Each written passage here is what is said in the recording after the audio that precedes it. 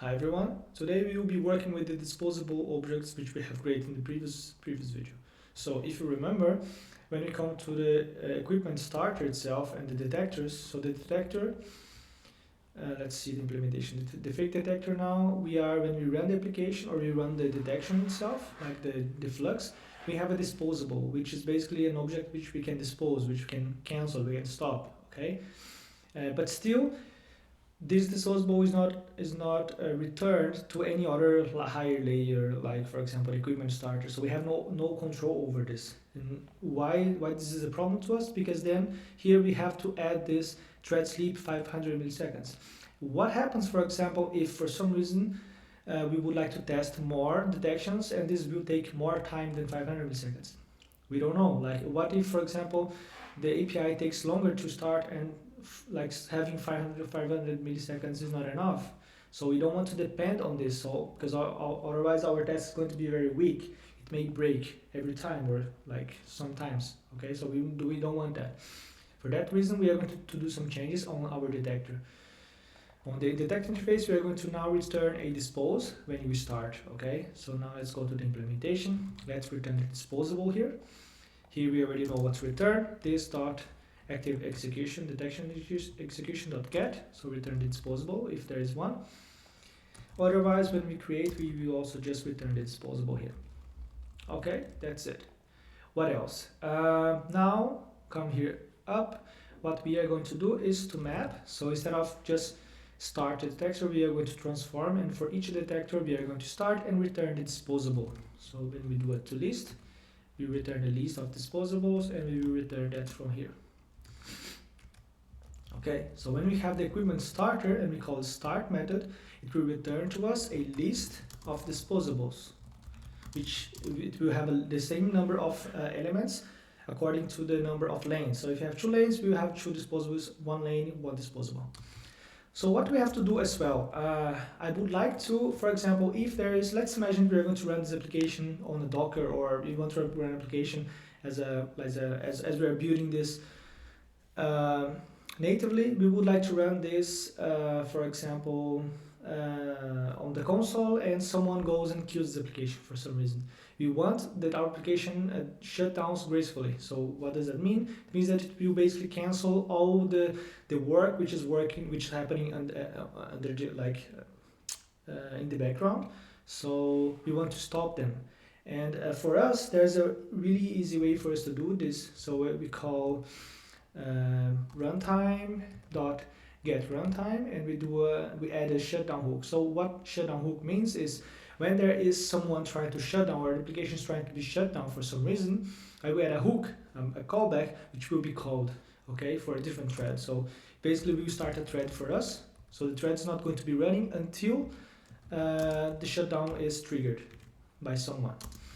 And this shutdown is going to do what? It's going to come here to all the disposables and run or iterate through all of them and dispose them. So we'll just come here and dispose. Let's just add a since.print log here to say shutting down the application.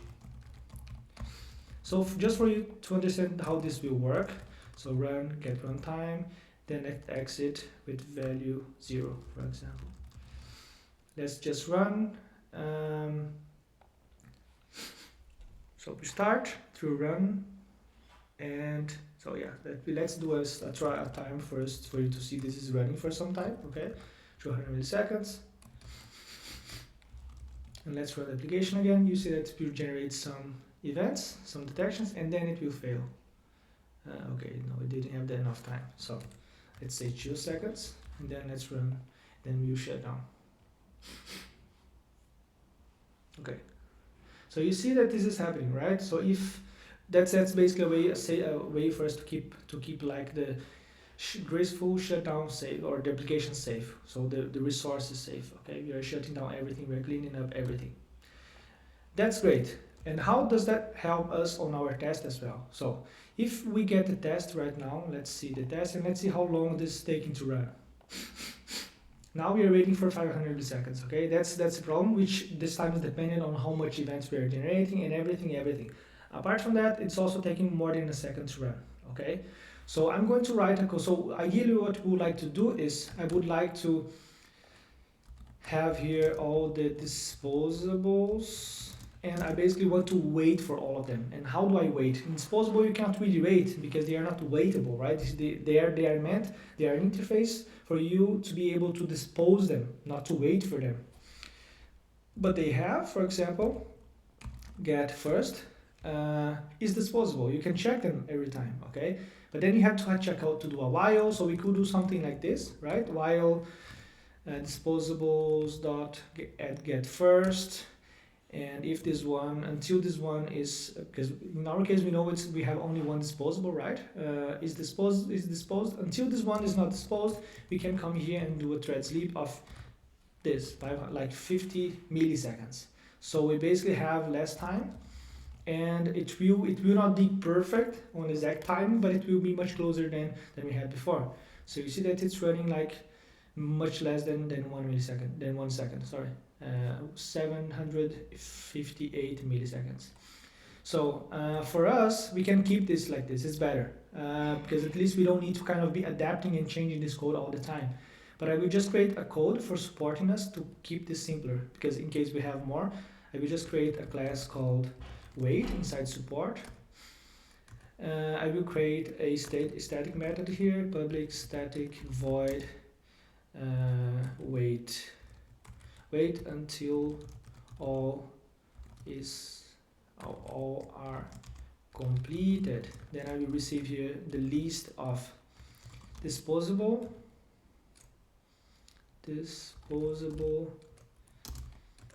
and what I'm going to do is I will while.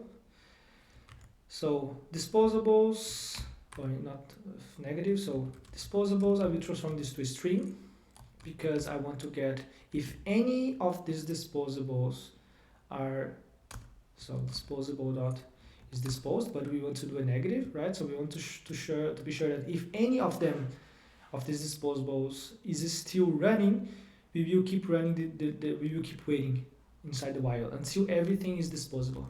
So we can do here predicate dot not. So let me just add the static so it looks cleaner to us. So disposable string, any match not is disposable, then we are going to thread sleep like 500 seconds or 50 milliseconds. Okay, so also one thing which I can do is has or failed, so it is not failed, and if there's any interruption or exception here, I can say this has failed, and then we stop the loop as well. So we check if there's any, we can check this, any of them is disposable, or this failed, this has failed. That's it.